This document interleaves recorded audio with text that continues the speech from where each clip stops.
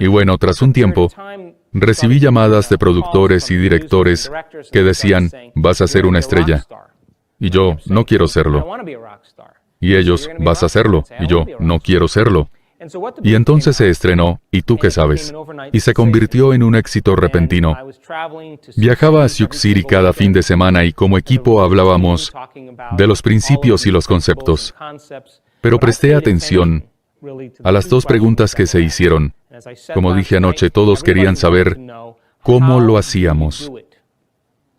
Y la segunda pregunta era que si la personalidad crea la realidad personal, y si para crear una nueva realidad personal hay que cambiar la personalidad, ¿por qué cuesta tanto cambiarla?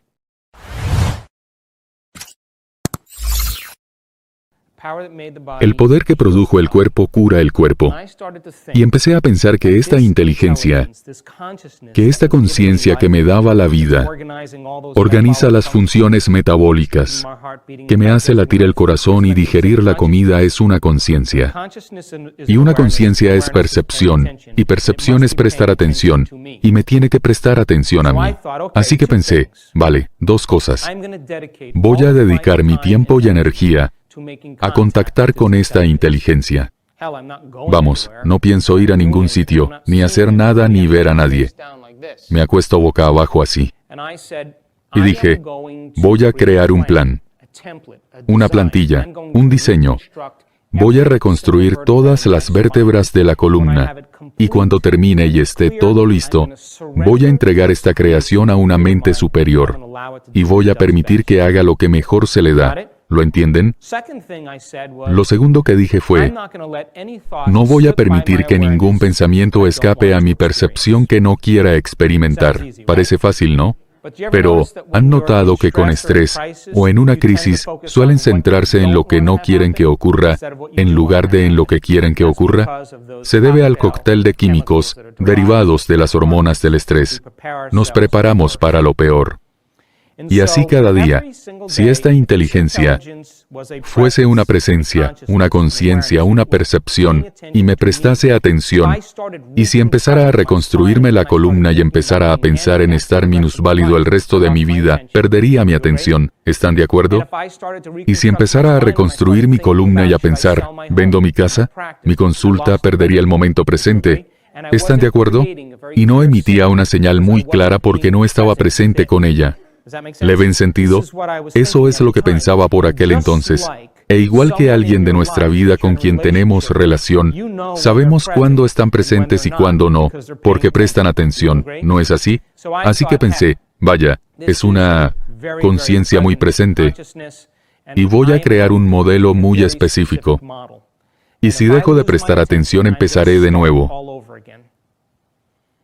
Así que, durante 6 semanas, lo pasé fatal, porque no conseguía que mi mente hiciese lo que quería.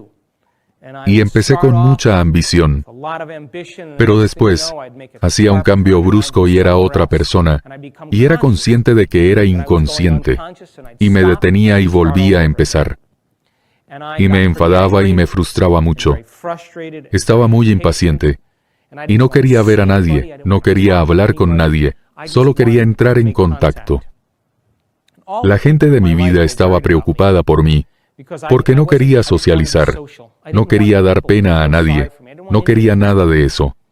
Quería saber si esta inteligencia era auténtica. ¿Me explicó? Bien, 6 semanas estuve trabajando en reconstruir la columna, y tardaba 3 horas a veces, o más, porque paraba y volvía a empezar. Paraba y volvía a empezar. Y cuando me frustraba y me enfadaba, mi concentración y mi atención empeoraban. Y tenía que parar, relajarme y volver a empezar. En fin, cuando pasaron 6 semanas, pasé por todo ese proceso. Y cuando acabé, fue como golpear una pelota de tenis de la mejor forma. Algo se me activó, algo pasó. Y de repente, de ahí en adelante, todo fue sencillo. Lo que tardaba en hacer 3 horas pude hacerlo en 45 minutos, porque disparaba y conectaba nuevos circuitos en el cerebro, y seguí trabajando e insistiendo en estar presente y prestar atención, y mi capacidad de atención mejoró así como mi concentración, Y en esa experiencia en concreto, fue entonces cuando mi cuerpo empezó a cambiar. Empecé a ver que mis niveles de dolor habían bajado bastante. Empecé a notar que volvía a sentir las piernas. Sentía el movimiento de los pies. Notaba que producía algún tipo de cambio en mi exterior. Y cuando empecé a notar cambios en mi exterior, el mínimo cambio, supe que había llegado a algo, y empecé a prestar atención a lo que hice, pero lo hice con más pasión, más entusiasmo, más emoción, porque sabía que establecía contacto. Así que tenía mucho tiempo extra, porque estaba acostumbrado a tirarme 3 horas haciéndolo. ¿Y qué iba a hacer ahora? Empecé a pensar en cosas de mi vida que daba por hecho. Vivía en la playa en San Diego. Tenía una consulta en La Joya. Y nunca veía la puesta de sol porque estaba muy ocupado. Y solo quería salir e ir a ver la puesta de sol. Eso es lo que quería hacer. No sabía qué hacía en ese momento, pero empecé a elegir nuevas probabilidades en el campo cuántico. Y empecé a aceptar emocionalmente esa experiencia de futuro, hasta el punto de que mi cuerpo como mente inconsciente empezó a creer que estaba en esa realidad del futuro en el momento presente, y emitía señales a nuevos genes de nuevas formas. Me puse a pensar en estar en la ducha. Darme una ducha. Quería darme una ducha. Y no lo sabía, pero empecé a pensar en que viviría la experiencia, sentiría el agua, sentiría los pies en la ducha, aceptaría emocionalmente el calor en mi cuerpo. Viví todas las experiencias y las acepté emocionalmente, y mi cuerpo como mente inconsciente empezó a vivir en ese futuro en el momento presente, y emitía señales a nuevos genes de nuevas formas. ¿Lo entienden? Solo quería sentarme a la mesa para comer con mis amigos, que juré no volver a dar por sentados. Y recorría ese escenario, y lo aceptaba emocionalmente. A las 10 semanas me desperté una mañana y supe que iba a caminar. Me levanté y fui andando a la habitación de mi amigo a las 6 de la mañana, y le di en la cabeza. Y él y su mujer dormían y dije, David, hoy me voy a casa. ¿Qué haces? Digo que me voy. Y llegaron y me prepararon una escayola, que tenía que llevar desde la barbilla hasta las caderas. Una escayola y tenía que llevarla entre 6 meses y 1 año. Me puse la escayola durante 5 minutos, y me la quité y volví a mi apartamento. Y volví a mi vida. Estaba de vuelta recibiendo pacientes 2 semanas después, y 1 semana después recibí consultas. Y me hice un trato a mí mismo. En esas noches en vela, en las que estaba despierto porque no hacía nada, y en mis momentos personales, en los que creía que esta inteligencia era real, hice un trato con ella, y le dije una y otra vez, si consigo volver a caminar, me pasaré la vida estudiando la conexión entre cuerpo y mente y estudiando la mente sobre la materia. Es lo que llevo haciendo desde 1986. Cuando iniciamos la vida, mediante algo así, y hacemos cambios grandes en quienes somos, cuando volvemos a nuestra vida, quizá haya momentos en los que no podamos identificarnos con los amigos. Vamos, ¿de qué me podía quejar? Era un tío feliz, llevaba una vida feliz. Si iba al curso de golf con mis amigos y fallaba, me ponía, bonito día, ¿eh? Es que no quería, no iba a quejarme, adoraba mi vida. No podía identificarme con los demás de la misma forma porque había cruzado el río. Lo vendí todo en San Diego, y me mudé al Pacífico Noroeste y empecé a hacerme preguntas más grandes, como, ¿quién soy yo? ¿Por qué estoy aquí? ¿Cuál es el propósito de la vida? ¿Qué ocurre cuando morimos? ¿Es posible que exista una inteligencia más allá de nosotros? ¿Cuál es? Y empecé a estudiar, me volví espiritual en cierto modo. Estudié física cuántica, neurociencia, neuroplasticidad y epigenética, porque todas esas cosas señalaban con el dedo a la posibilidad, y me consumí de conocimientos, y solo leí, estudié y pensé. Y después de un tiempo, empecé a pensar, Dios, ¿y si alguien experimentase una mejora repentina de una enfermedad? Y me puse a buscar a gente, que recibiese tratamiento convencional o poco convencional, que hubiesen recibido un diagnóstico y que siguiesen igual o empeorasen. Y quería saber lo que hicieron para mejorar. Así que viajé a 17 países distintos y entrevisté a cientos de personas que habían mejorado. Y quería saber cuál era la causa que produjo el efecto. Y como había un fuerte elemento mental, volví a la facultad y estudié neurociencia, porque quería entender lo que era la mente. Empecé a escribir mi primer libro, Desarrolla tu cerebro. Y uno de los productores y directores, y el guionista de la película, ¿Y tú qué sabes?, se puso en contacto conmigo. Hola, he visto tu discurso. Quiero entrevistarte para una película que estoy haciendo. Y dijo, ¿te importaría mirar la transcripción? Me lo envió. Lo leí, marqué en rojo muchas cosas. Una mala ciencia, no puedes decir eso, no. Se lo garabateé todo y se lo devolví, y pensé, eso lo mantendrá liado un tiempo. Una semana después me lo devuelve, en un sobre de esos de hace tiempo, ¿recuerdan? Lo abrí, lo miré y volví a marcarlo en rojo. Y estuvimos así 3 o 4 veces, y vi que este tío iba en serio. Cuando rodé, ¿y tú qué sabes? Cuando la hicimos, estaba echando hormigón en mi finca, y por la tarde iba a declarar por un paciente en el Tribunal Supremo, como testigo pericial, y volví a casa por la tarde. Me senté y allí estaba el equipo de la película y todos estaban listos. Y hablé más con el equipo que con quien hacía las preguntas, porque tenían preguntas mejores. Me tiré 6 u 8 horas hablando con ellos y luego lo olvidé. Y bueno, tras un tiempo, recibí llamadas de productores y directores que decían, vas a ser una estrella. Y yo, no quiero serlo. Y ellos, vas a serlo. Y yo, no quiero serlo. Y entonces se estrenó, ¿Y tú qué sabes? Y se convirtió en un éxito repentino. Viajaba a Sioux City cada fin de semana y como equipo hablábamos de los principios y los conceptos. Pero presté atención a las 2 preguntas que se hicieron. Como dije anoche, todos querían saber cómo lo hacíamos.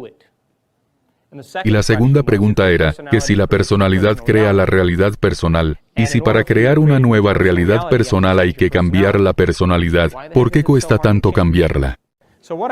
Bien, lo que quiero hacer es mostrarles estudios que hemos hecho, y que se percaten de lo poderosos que son en realidad. Hemos traído herramientas sofisticadas de Rusia, y hemos medido la energía de la sala. Hemos medido los campos de energía de alrededor de la gente. Hemos medido su sistema nervioso autonómico y cómo los centros de energía se alinean. Y quiero mostrarles los resultados. ¿De acuerdo? Atenuamos las luces. El concepto se llama de información a transformación. Damos a los demás información, la conectan en su cerebro, los empujamos a la experiencia y tendrán una transformación. Si medimos esa transformación cuando abren sus corazones, de pronto tendrán más información para poder transformarse, y podemos acortar la distancia entre conocimiento y experiencia. ¿Me explico? Un mismo pensamiento lleva a las mismas decisiones y estas al mismo comportamiento. Un mismo comportamiento crea las mismas experiencias y las mismas experiencias producen los mismos sentimientos y emociones. Y esos mismos sentimientos conducen a los mismos pensamientos y nuestra biología queda inalterable. Los nuevos pensamientos llevan a nuevas decisiones que crean nuevos comportamientos, a nuevas experiencias que crean nuevos sentimientos y emociones que inspirarán nuevos pensamientos. Y eso es la evolución. Bien, las ondas funcionan de forma coherente y ordenada, o incoherente y desordenada. Un buen ejemplo es un láser. Cuando un láser emite una señal, la luz es muy organizada. Y como es tan organizada y coherente, la señal es muy limpia y clara. Esto de aquí es un láser. Cuando vemos estas luces que bajan del techo, se llaman luces incandescentes. Y los patrones de onda que llegan son muy incoherentes. ¿Me explico? Pues bien, cuando vivimos bajo las hormonas del estrés y la atención se enfoca en estas cosas que poseen una red neurológica aferrada a ellas, el jefe, el trabajo, el dolor, Facebook, Twitter, todas esas cosas, el teléfono móvil. Si prestamos atención a todas esas cosas y las hormonas del estrés provocan que intentemos controlarlas, Los compartimentos del cerebro dejarán de comunicarse entre sí y crearemos una señal muy incoherente, en un encefalograma o en un electroencefalograma. Cuando abrimos nuestro enfoque y dejamos de centrarnos en la materia y los objetos, porque con estrés solo nos centramos en objetos, empezamos a abrir nuestro enfoque. Distintos compartimentos del cerebro que no se comunicaban entre sí empiezan a organizarse y sincronizarse. Y como dije hoy, lo que se sincroniza en el cerebro se conecta. Y de pronto, distintos compartimentos empiezan a funcionar como una comunidad superior, y nos sentimos más completos, más espontáneos, empezamos a adorar más nuestra vida, confiamos en el universo, nos sentimos claros y coherentes. Nuestras distintas ondas cerebrales, las recordarán. Beta es la frecuencia rápida. El neocórtex procesa muchos datos. Cuando ralentizamos los patrones de onda cerebral, procesamos menos datos del entorno exterior. Podemos oír cosas diferentes del mundo exterior, pero no les prestan atención. Y el neocórtex va más despacio. En zeta podemos ver patrones de pensamiento más lentos. En delta estamos bien dormidos. Y en gamma está la superconciencia. Bien, ¿pasa algo malo en beta? No, es donde deberíamos estar cuando prestamos atención al mundo exterior. Cuando empezamos a imaginar o aprender, hay que cambiar de beta a alfa, para que el mundo interior sea más real que el exterior, y lo hacemos durante todo el día. El cerebro se pausa un momento y vuelve más real al mundo interior, y empezamos a organizar redes basándonos en modelos, imágenes y recuerdos, y sueños que creamos. Pues bien, la coherencia es orden, y a la incoherencia la llamamos enfermedad. Y en nuestro trabajo decimos que todas las enfermedades son una bajada de frecuencia y un mensaje incoherente. Si tenemos una señal coherente sobre una señal incoherente, si seguimos creando coherencia, tarde o temprano consumirá a la incoherencia, y a eso lo llamamos cura. Sabemos que las emociones elevadas como el amor, la gratitud y la alegría funcionan a mayor frecuencia que las de baja frecuencia como la rabia, el odio, el juicio, el miedo, la vergüenza, la culpa o la rivalidad. Son emociones de baja frecuencia. Y cuanto más baja sea la emoción en supervivencia, más materia nos sentiremos, y menos energía nos sentiremos. Cuanto más elevada sea la emoción, más energía y menos materia seremos. Así que si tenemos a 350 o 430 personas en una sala, y abren sus corazones, y emiten una nueva señal, y se enamoran de la vida, seguro que contribuyen a la cantidad de energía de la sala. ¿Están de acuerdo? Y deberíamos poder medirla porque es algo auténtico. Hemos traído una herramienta sofisticada de Rusia. Es del Departamento de Física de la Universidad de San Petersburgo. Este instrumento se llama Sputnik y mide la cantidad de energía en la sala. Este es el primer día de nuestro curso avanzado. 3 días después, acabamos aquí. Pregunté a los científicos, ¿alguna vez han visto un cambio de energía como este en 3 días? Y dijeron, nunca. Esto es del segundo evento en Denver, Colorado del curso avanzado. Empezamos en 0,5. Recuerden, lo dije el segundo día. ¿Qué ocurre? La energía desciende. Y aquí termina el evento. Y esto es por la noche y esto otro por la mañana. Pueden ver que la energía descendió porque atraían energía del campo. Atraían energía de su realidad del presente pasado y atraían energía de la sala. Este es el tercer día. Miren lo que ocurre. Baja y allá vamos. Salimos y de pronto baja un poquito. Y aquí es donde termina. Este es el último día. Empezamos justo en la cima, porque habíamos descansado. Y de pronto disminuye y vuelta a empezar. Y es entonces cuando los ponentes empezaron justo ahí. Aquí empezamos y aquí terminamos. ¿Ven la diferencia? Este es el evento de Cancún. Esto es del miércoles por la noche. Esto es del jueves el primer día. Fíjense en el viernes y el sábado. Una enorme diferencia.